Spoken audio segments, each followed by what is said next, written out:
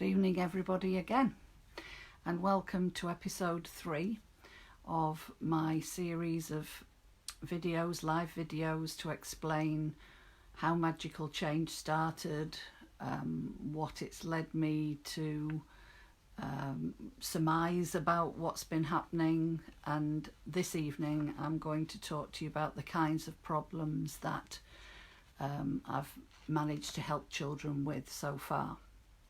So the first 2 videos, if you haven't seen those, it kind of makes sense to watch those first. So they're all on the Magical page, Facebook page, and the first one was about how it all started, the first young girl that I was working with, and then last time I was talking about what happened in the immediate couple of weeks after that.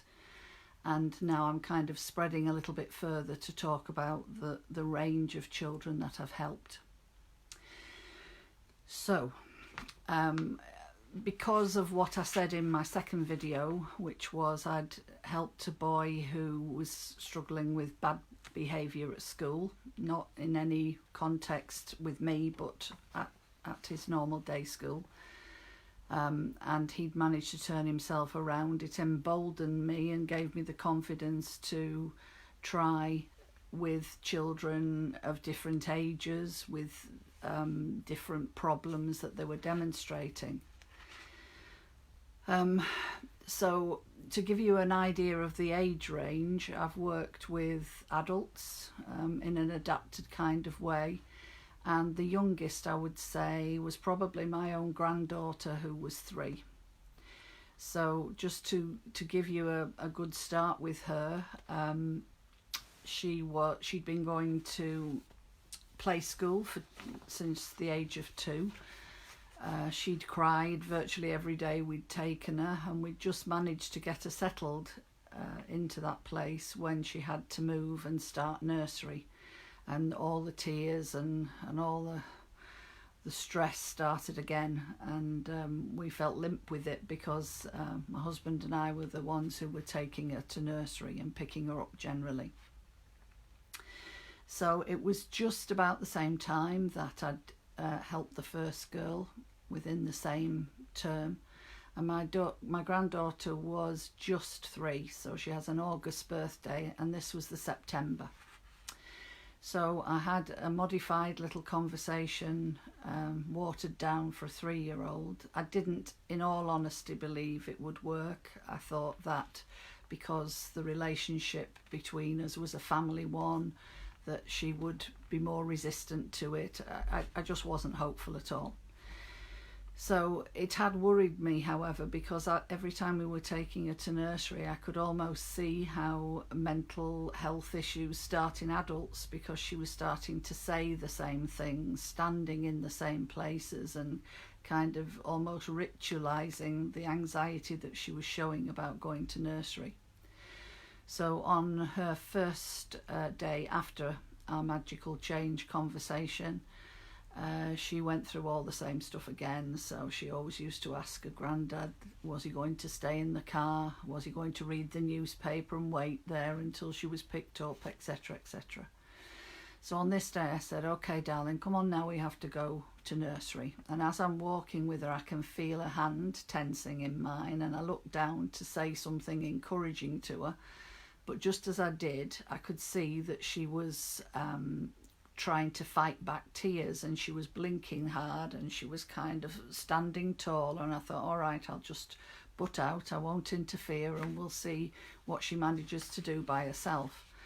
And we got to the nursery. The nursery nurse, the nursery teacher, was always on the door. We'd always had tears, and she'd always had to prise her off me, and in walks my granddaughter straight past her and into nursery, and I think the teacher was about ready to drop on the floor with shock. So I thought, right, get out the way quick while you're on a winner. We had no tears at the dropping off, so when I went to collect her, I said, she came rushing out and she said, oh grandma, I haven't cried today. I said, that's wonderful darling, and picked her up, and I said, so how many stickers do you think that is? And the the nursery teacher, who was beside herself with excitement that she'd calmed down, said, "Oh, hundreds, thousands." I said, no, she's choosing. So she kind of looked away for a little minute, and I'll just repeat the fact that she was just 3 at this time. And then she looked back at me and she said, "I think it's 2 stickers, Grandma." And I said, "Okay, so why do you think that?" She said, "Because I was going to cry and I stopped myself from crying, didn't I?" I said, "Yes, you did. And I think that's a very good assessment. Well done, you." And we never had any more tears going to nursery again. That was the end of it.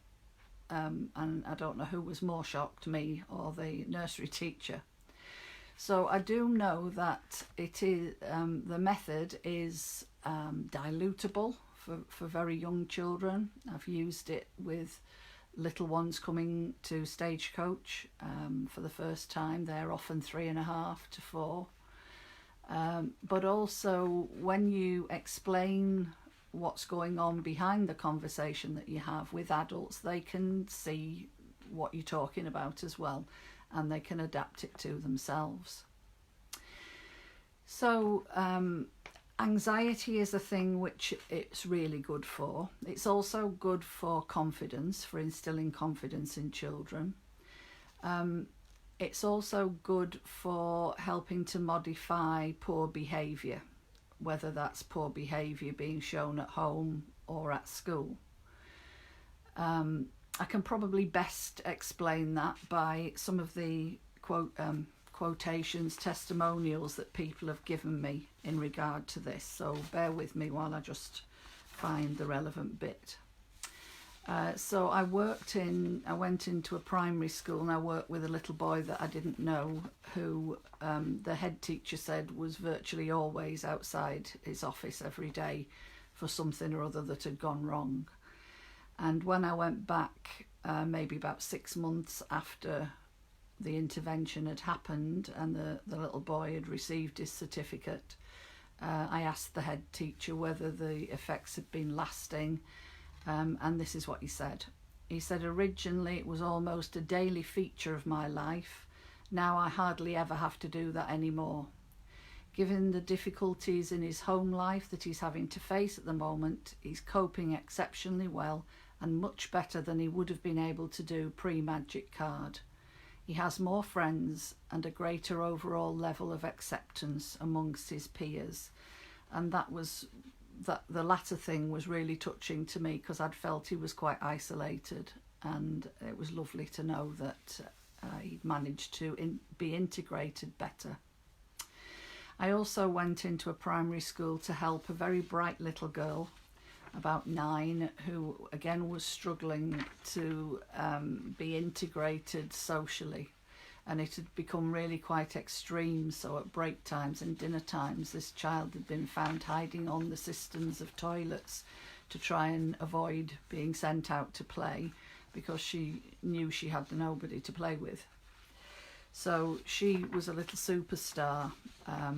And this email I had from her head teacher literally the day after I'd been in to see her. This head teacher says, I cannot actually believe it. She's talking so confidently about her feelings, assessing situations and actually handling them with confidence rather than withdrawing herself. She's positively buzzing. I can't thank you enough for this, Trudy. I'm very excited about it. So I was really, she blew me away, this child. She came up with some amazing answers. So she was an avid reader, and when I was chatting to her at the end about how she felt now, I said to her, which part of doing the magical change challenge did you enjoy the most? And she answered quite simply at first. She said being with or playing with my friends, and I was delighted with that, because obviously that was the reason I'd been asked to work with her. But then she said, it's like Hermione in Harry Potter says. And then she came out with this very long quotation from Harry Potter. And I said, whoa, just can you dictate that to me slowly? I thought nobody is ever going to believe that a 9-year-old gave me this answer. And the essence of what Hermione says in this Harry Potter quotation is that it's not that the best things in life are not to be found within the pages of a book, but are to be found with the interactions that you have with your friends and your family. And I thought that was amazing insight from a child of 9 to come up with at the end of the process. So I've also worked with children who have, as I say, been involved with bad behaviour at school and constantly being in trouble at school. And this kind of brings me to an aspect of magical change which I think has been very interesting to me and very involving for me. So if anybody had have said to me during the early days, my child is on the autistic spectrum, do you think you can work with them? I'd have probably gone, no, I don't know enough about the condition to try. But because I actually think that I've worked with an awful lot of children who are probably on the autistic spectrum but haven't been diagnosed, I actually do believe that that is now one of the key exciting things about it, that children on the spectrum have communication difficulties, and that's one of their prime problems. And yet the way that the magical change challenge is presented seems to engage for those children. It kind of simplifies things for them, and it gives them a clear A to B to C route to take. And I've been really delighted with how some of those children have coped. So I particularly remember with affection this boy was diagnosed as being on the spectrum, and we set off with him, and on the first week I said to him, so how many stickers do you think it is this week? He said, well, it's 3. I said, oh, that's fantastic, why is that? He said, well, I've had a very stressful week. And that made me smile, so I said, oh God, okay, tell me about your stressful week. And it had been a half-term week, and Dad said that they'd had visitors, and some of the visitors had been children, and the children were playing with his son's toys. And as many of you will know, that for kids on the autistic spectrum can be very stressful. They like to know where everything is, and everything has to be ordered, and they like their own personal boundaries. So he said he'd cope quite well with it, but then they were sitting down to have a meal, and one of the children said something to his son. And he said I could see that he was just about to have a meltdown. And he said I just leaned across to him and I whispered a single word in his ear, something that I'd talked about to him in the conversation. He said, and next minute he gets up, he starts to take a big deep breath and goes out into the hall, stays there for a couple of moments doing some deep breaths, and walks back in and sits down and eats his tea. And his mum was absolutely mesmerised by this, because Dad hadn't told her that we'd had the conversation we'd had. And she's saying to Dad, so what did you just say to him? What did you say to him that stopped him from doing that? So that was quite a nice ending for the first week for that little boy. So the feedback to me has been immense. So I've learnt far more from these children, I think, than they've learned from me. And every experience is different, and every experience encourages me to continue. So if there is anyone out there who's listening to this video series and has any queries or wonders whether magical change might be able to help a child that they know about, then you can either private message me or you can leave a query in the comment boxes beneath this video. So the next episode, episode 4, is going to be about some of the strands that I believe are working and how and why they're working in the magical change process. And I look forward to telling you about that next time. So thank you for listening, and I'll see you soon. Bye-bye.